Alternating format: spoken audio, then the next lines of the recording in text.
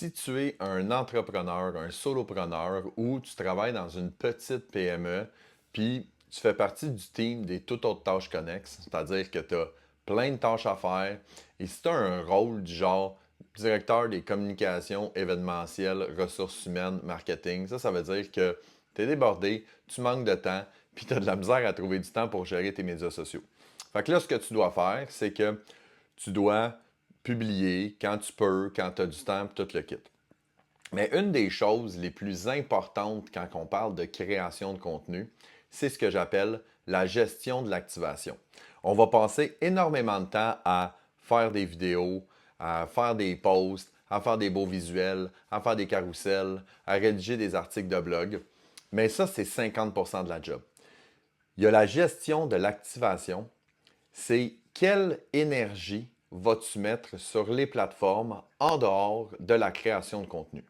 C'est quoi la gestion de l'activation? Ben, c'est la moitié de la job que tu as besoin de faire.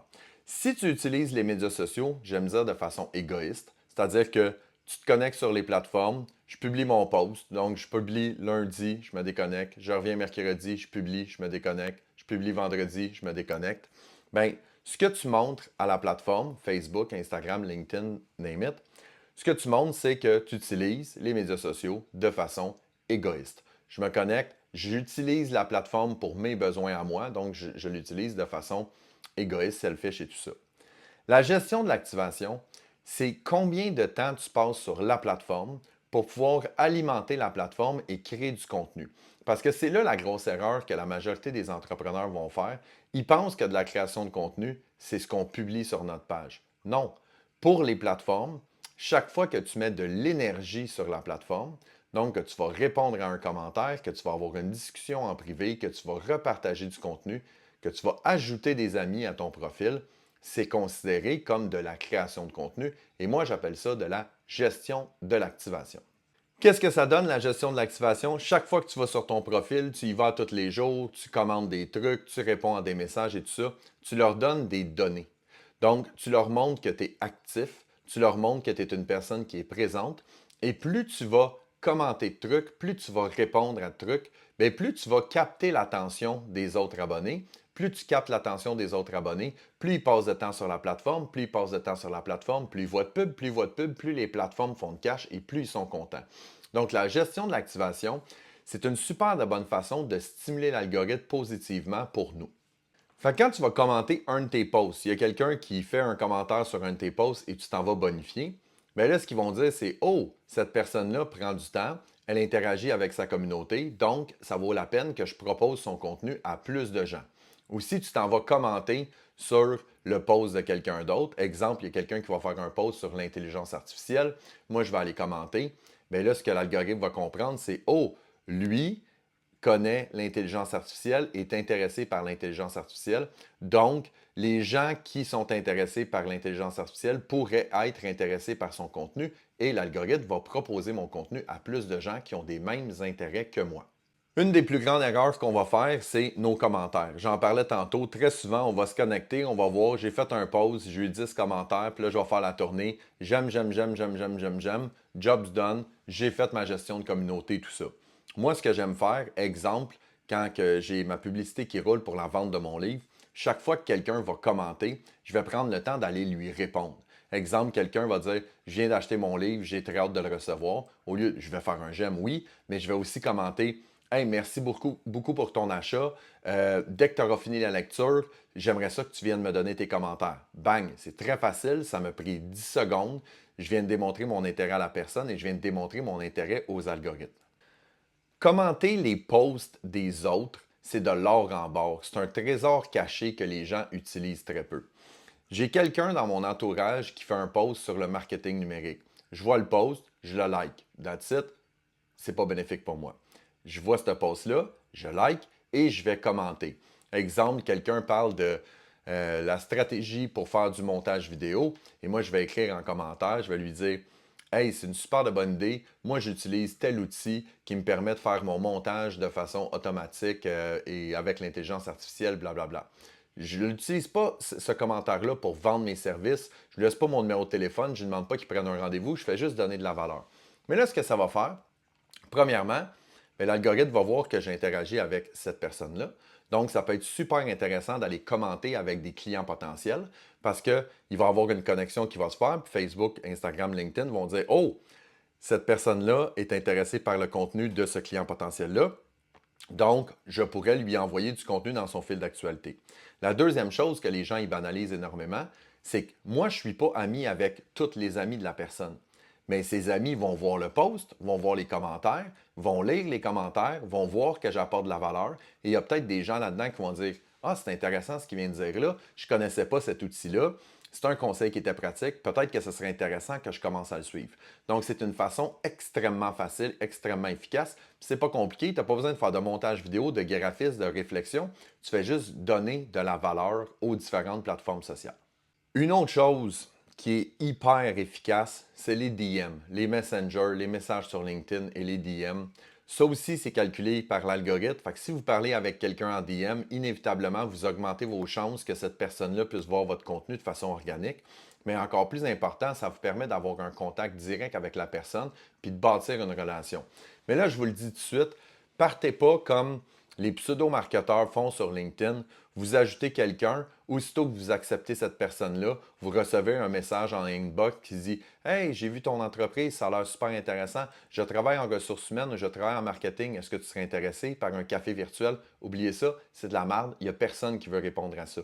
Il faut que tu sois authentique et que tu fasses un message personnalisé.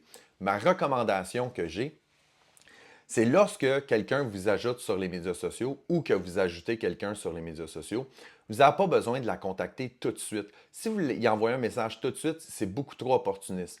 Moi, ce que je fais, il y a quelqu'un qui m'ajoute, je l'accepte et par le simple fait que la personne m'a ajouté, je le sais qu'elle va voir mon contenu parce qu'elle vient de dire à Facebook, je veux cette personne-là dans mon réseau. LinkedIn, même chose. Instagram, même chose. Donc, je vais laisser une semaine ou deux où est-ce que cette personne-là, elle va voir mon contenu, donc elle va voir ce que je fais dans la vie, elle va voir ma valeur et tout ça.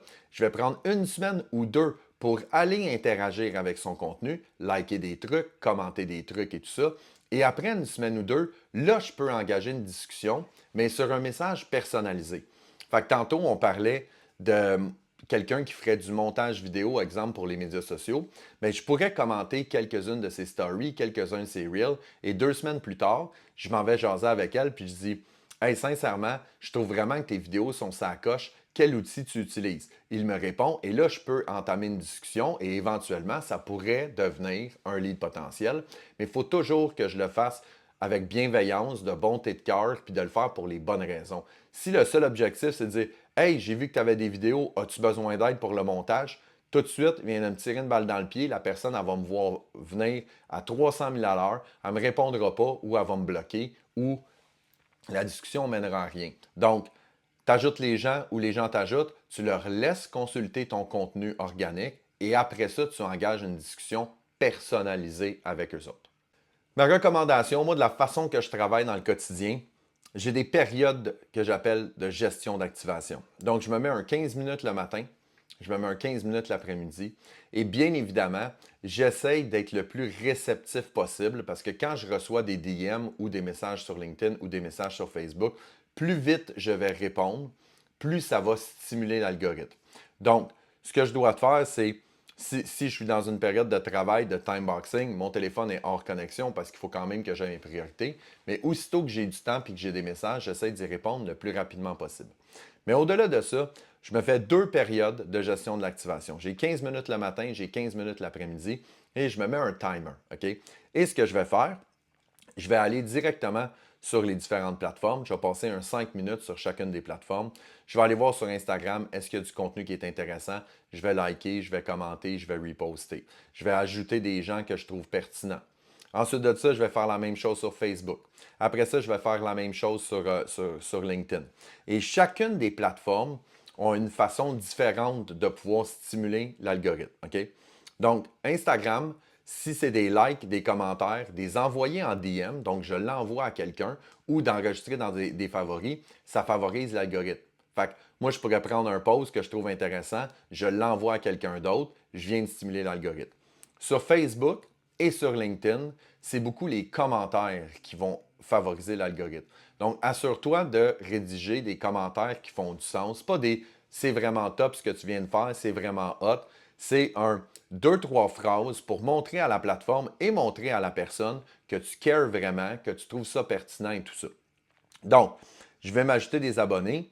Je vais accepter les abonnés qui m'ont fait des demandes. Je vais liker, je vais commenter, je vais republier, je vais donner de la valeur. Et je trouve ça très drôle parce que je le dis toujours dans mes formations. Moi, je consacre un 15 minutes par matin, 15 minutes par après-midi avec un timer. Pourquoi je me mets un timer? Parce que je dis toujours que la ligne est très mince entre gestion de l'activation et procrastination. Fait que je peux commencer 15 minutes, je commence à regarder des trucs, finalement, je vois une vidéo intéressante, je commence à regarder ça, je commence à scroller, et 10 minutes plus tard, je suis en train de regarder les 10 plus beaux buts de Wayne Rooney quand il jouait avec Manchester United.